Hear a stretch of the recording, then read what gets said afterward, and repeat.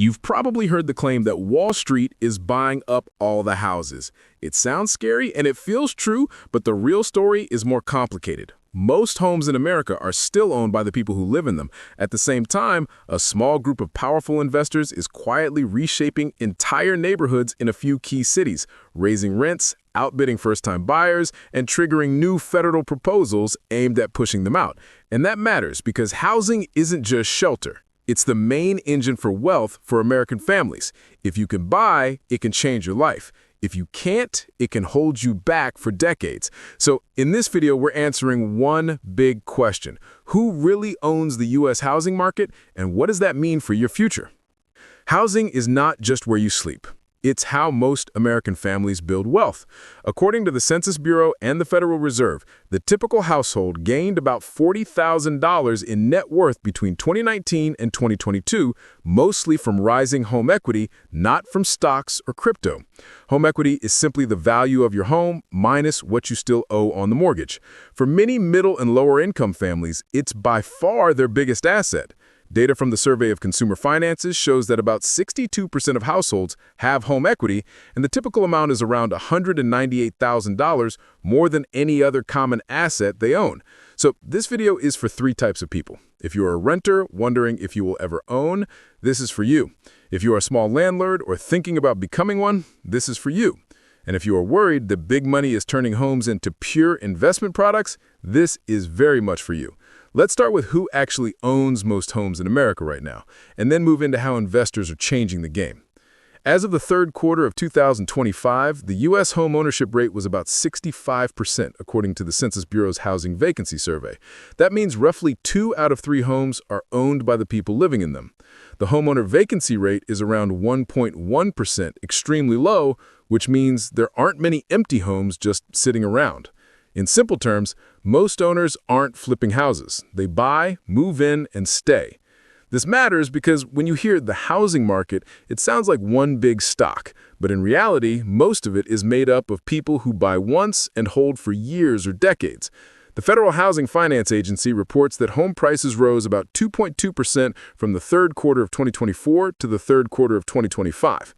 It may sound modest, but over long periods, those gains compound, and they show up directly on household balance sheets. For example, census data shows that from 2019 to 2022, median home equity rose by about $47,900, nearly $50,000 in extra wealth just from owning and staying put. Homeowners have a median net worth of about $178,000. Renters and others average closer to $71,000 to $72,000. Same country, same time period, very different outcomes. The takeaway is, if you can get into home ownership, even with today's challenges, it remains one of the strongest long-term paths to building wealth. And here's another key point. Housing wealth is much more evenly distributed than stock wealth. The top 1% of households own about 54% of all stocks, but only around 14% of national home equity. Home ownership spreads wealth across a far wider share of the population. Now, let's move to the rental side because this is where the investor story lives. About 35% of Americans do not own their homes and instead rent. According to federal and industry data, there are roughly 44 million occupied rental units in the U.S. as of 2024. Nearly half of renter households, around 47%, live in apartments or buildings with multiple units. But if you count properties instead of units, the picture shifts a lot. A Congressional Research Service report found that in 2020, there were 19.3 million rental properties nationwide. About 85% of those were single-unit properties, like one house or one condo. And here's the key stat. Individual or mom-and-pop landlords own about 70.2% of all rental properties. Not 70% of units, but 70% of the actual properties. These small owners usually hold 10 or fewer rentals, sometimes only 1 or 2. They're often people who bought a second home, inherited the duplex, or picked up a rental as part of their retirement plan. Urban Institute research shows that these mom-and-pop landlords tend to own the more affordable units in the market, especially in smaller buildings and single-family rentals.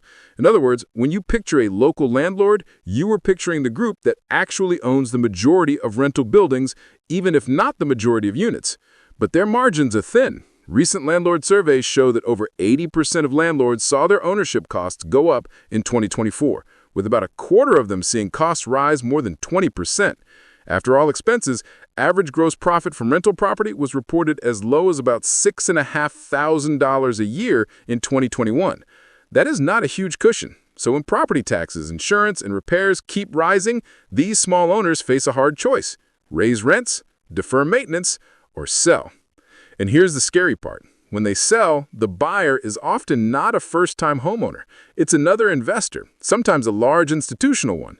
So every time a stressed mom-and-pop landlord exits, we risk losing an affordable unit and replacing it with a more expensive, more aggressively managed one. That's one of the quiet ways housing gets financialized over time. Now let's talk about the big headline group: large institutional investors. This includes big companies, private equity funds, real estate investment trusts, and similar players. Nationally, their share of the single-family rental stock is actually small. Government and think tank reports estimate that these institutional investors own only about 1 to 2% of all single-family homes in the U.S. So no, they do not own everything. But here's the twist. They're tiny nationally and huge locally. In the multifamily world, the top 50 apartment owners, ranked by the National Multifamily Housing Council, control about 11% of all U.S. apartments. Properties with 150 or more units account for about a third of all rental units, and those large buildings are overwhelmingly owned by big institutional investors. So if you live in a large apartment complex, the odds are much higher your landlord is a big company, not a local operator. The concentration is even more intense in some single-family markets. Studies cited in the report show that in certain zip codes in fast-growing metros like Atlanta, Phoenix, and Tampa, institutional investors bought up to 8.5% of all homes in a given period. In the Atlanta metro area in 2021, large institutional buyers purchased over 42% of homes for sale at one point. In Phoenix, the share was close to 39%. In those specific markets, for those specific price ranges, big investors were not a side player. They were the market. Why do they target those places? Research from the Federal Reserve and Urban Institute finds a clear pattern. They aim for neighborhoods with lower home prices, low price-to-rent ratios, and often higher shares of Black residents and single mothers. Those areas offer strong rental yields and room for price growth, so the gains for investors can come with rising displacement risk for residents. Another big difference is how these large investors operate. A small landlord may live on the property or nearby, know their tenants by name, and work things out informally. A missed payment might lead to a phone call before any legal filing. Big landlords, by contrast, rely on systems, centralized software, call centers, strict payment rules. Urban Institute research shows that large landlords file for eviction much more often than small landlords, even when you control for the type of tenants and neighborhoods.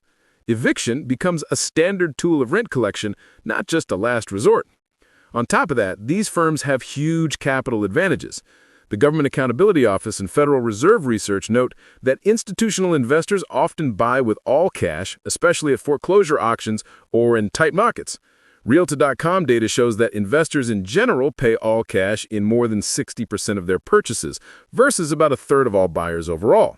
Cash closes fast, so when you, as a first-time buyer, show up with a mortgage offer, you're not really competing on equal terms. Now here's another twist that might surprise you. In the last couple of years, the share of the market taken by the biggest institutional buys has actually fallen, not risen.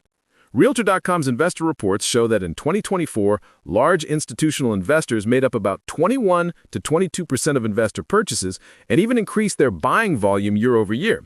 So investor competition has not gone away. It has shifted from giant funds dominating everything to a swarm of smaller players all chasing the same pool of homes. Let's close where we started. You've heard that Wall Street owns the housing market, and now you know that is only partly true. In many towns and smaller cities, your landlord is still a person or a family, not a fund. Most homes are still owned by the people inside them, but in the places where big money shows up, it can change everything. So the real question for the next decade is simple but hard. Will housing stay a tool that ordinary families can use to build a life, or will it slowly turn into just another asset class on someone else's balance sheet? If you found this breakdown helpful, make sure to hit that like button, subscribe for more updates, and tell me in the comments what you're seeing where you live. Thanks for watching, and I'll see you in the next video.